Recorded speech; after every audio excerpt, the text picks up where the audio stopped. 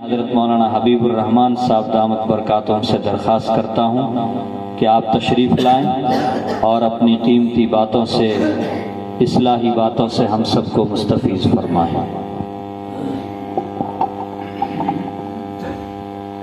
दूर शरीफ पढ़ लें।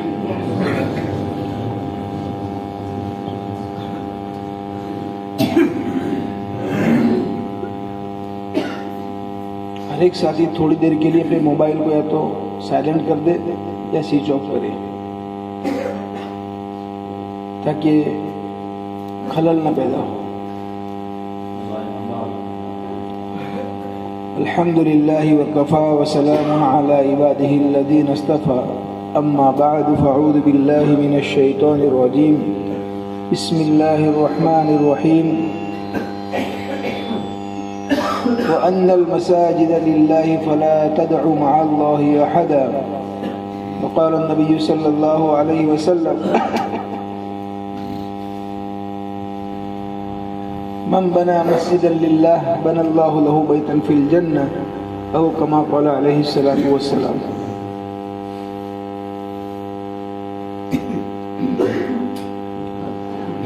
मोहतरम दोस्तों, बुजुर्गों, आज हमारा और तुम्हारा यहाँ जमा होना अल्लाह के घर की निस्बत पर है। आज हम सब मेहमान हैं, हमारा मेजबान अल्लाह है, क्योंकि अल्लाह अपने घर में उसी को आने की तौफीक देते हैं जिससे मोहब्बत करते हैं। दुनिया में हम अपने घर में किसी पराये को नहीं आने देते, किसी गैर को नहीं आने देते, किसी बगैर जिससे मोहब्बत नहीं है उसको अपने घर में नहीं आने देते। इसी तरीके से ये अल्लाह का घर है। अल्लाह भी अपने घर में बेतलबों को नहीं आने देते। आज हमारे दिल में तलब अल्लाह ने डाली। अल्लाह एक और नजरे करम फरमा दे कि मौत के वक्त कलवा नसीब फरमावे और हमेशा हमेशा की जन्नत में हम सबको मुज्तमे फरमावे। हजरत जी मौलाना यूसुफ साहब रहमतुल्लाह अलैह फरमाते थे, ये दुनिया अगर लगाने की जगह नहीं लगाओगे तो न लगने की जगह लगेगी। दुनिया मतलब माल, माल लगाने की जगह है, ये रुकने वाली जगह नहीं है। माल लगाने की चीज है, ये रुकने वाली चीज नहीं है। अगर खैर के काम में नहीं लगाओगे तो कोर्ट कचहरियों में लगानी पड़ेगी, उल्टे सुल्टे कामों में लगानी पड़ेगी। ये रुकने वाली चीज नहीं है। आज इसके पास माल है, न कल नहीं है, कल उसके पास है, परसों नहीं है। ये दुनिया और ये माल आने जाने वाली चीज है, लेकिन खुशकिस्मत है वो माल और वो साहिब माल जिसका माल अल्लाह के घर में लग जाए।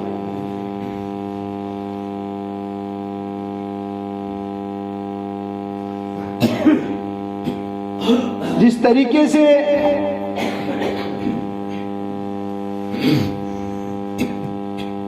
ज़कात का हुक्म है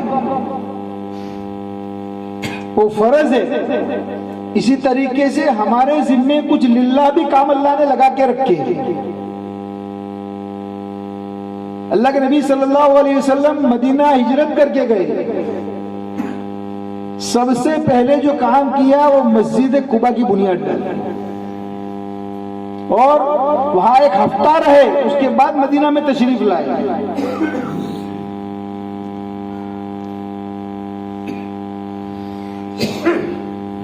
और मक्का में जब मस्जिद की तामीर हो रही थी, अल्लाह के नबी सल्लल्लाहु अलैहि वसल्लम ने खुद पत्थर उठा उठाकर काबतुल्लाह की तामीर में हिस्सा लिया है, बनफ्से नफीस, नबूवत मिलने से पहले। खुशकिस्मत है वो माल भी और खुशकिस्मत है वो आदमी भी जिसकी जान भी मस्जिद के तामीर में लग जाए।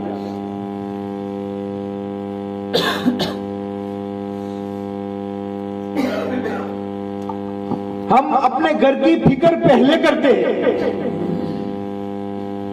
अल्लाह के नबी सल्लल्लाहु अलैहि वसल्लम ने पहले मस्जिद की फिक्र की मदीना में पहुंचते ही और तमाम सहाबा को और मदीने वालों को मस्जिद से जोड़ा।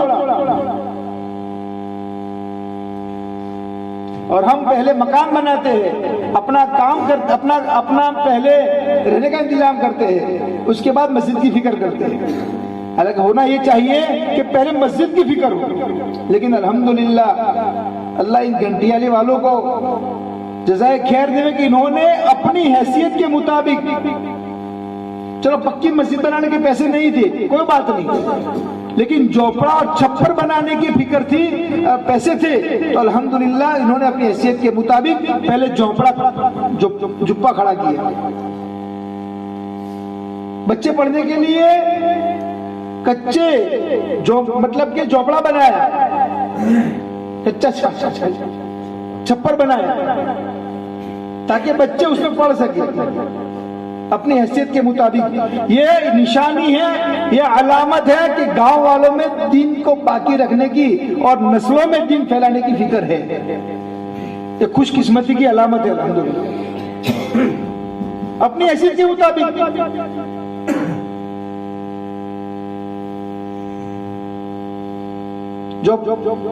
झोपड़ा और छप्पर खड़ा किया। जमातें अल्हम्दुलिल्लाह आती थी। जब मस्जिद नहीं बनी थी, मैं यहाँ विजिट में आया था, उस वक्त मस्तूरात की जमात बाहर की यहाँ रुकी हुई थी। ये दीन की फिक्र की अलामत है गांव वालों में। तो कोई जमात आई होगी, कोई बूढ़ा रात को रोया होगा, अपने बच्चों को नहीं पढ़ाओगे, अपने बच्चों को दीन नहीं सिखाओगे, तो हालात बहुत नाजुक आ रहे हैं, उनका ईमान का बचाना मुश्किल हो जाएगा। मोबाइल का दौर आ गया है, फितनों का दौर आ गया है, लड़ाई झगड़ों का दौर आ गया है। इसलिए मेरे दोस्तों बुजुर्गों, अपनी नस्लों को अगर ईमान पे कायम और दायम रखना है, उनके ईमान को बचाना है, तो सबसे पहले उनको दीन पढ़ाना पड़ेगा।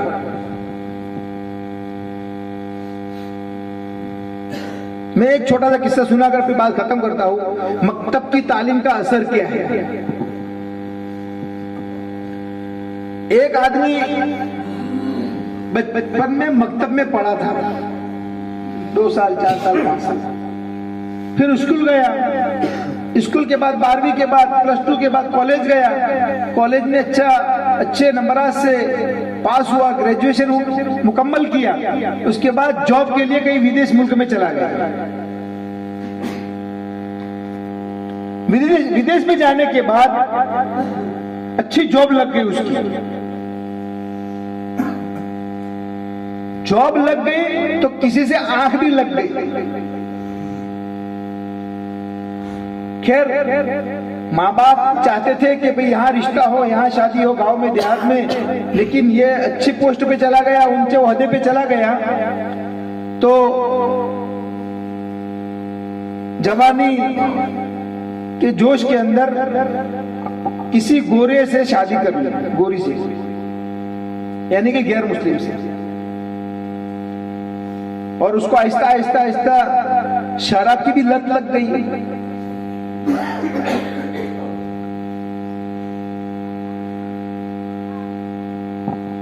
अब दीन से दूर हो गए। दीन से दूर होने के बाद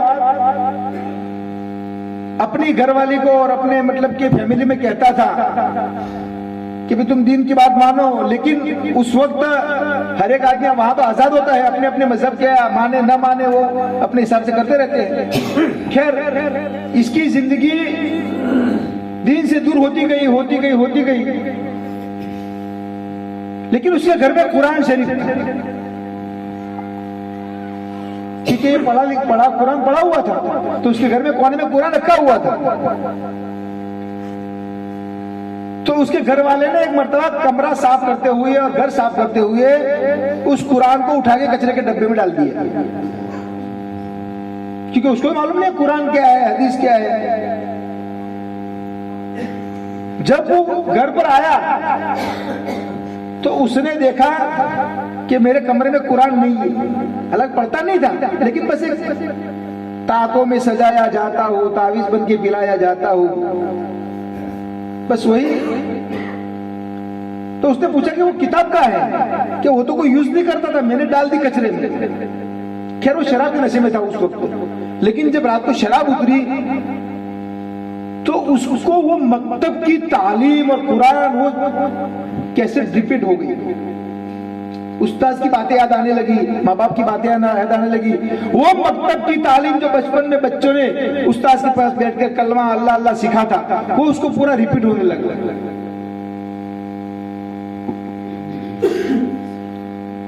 वो जन्नत के तस्करे, वो जहन्नम के तस्करे, वो दोस्तों की बचपन में ये बच्चों की खेल कूदना, उसको पूरा याद आने लगा कि यार मैं इतना गिर गया हूँ, अल्लाह को इतना भूल गया हूँ कि मैंने मेरे गांव में मकतब पढ़ा था, कुरान पढ़ा था, वुजू के फर्ज सीखे थे, नमाज के फर्ज सीखे थे, गुस्ल के फर्ज सीखे थे।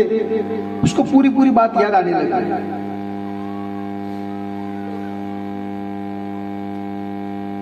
वो गया सुबह में कचरा पेटी में से कुरान को उठा के लाया। औरत ने जो डस्टबिन में डाल दिया था, कुरान को उठा के लाया, उसको साफ सफाई किया, सीने से लगाया, फिर अपनी फैमिली में अपने बच्चों को और घर वालों को बिठाकर कहा, या तो तुम मुझे रखो या मुझसे अलग हो जाओ। अगर मुझे रखना है तो इस कुरान पर और मेरे दिन पर अमल करना होगा, अगर नहीं करना है तो तुम भी अलग और आज से मैं भी अलग।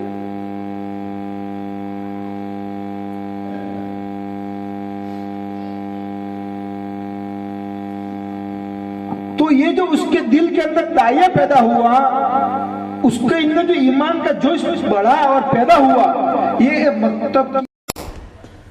Thanks for watching. Don't forget to like, comment, share and subscribe to Al Wahid channel.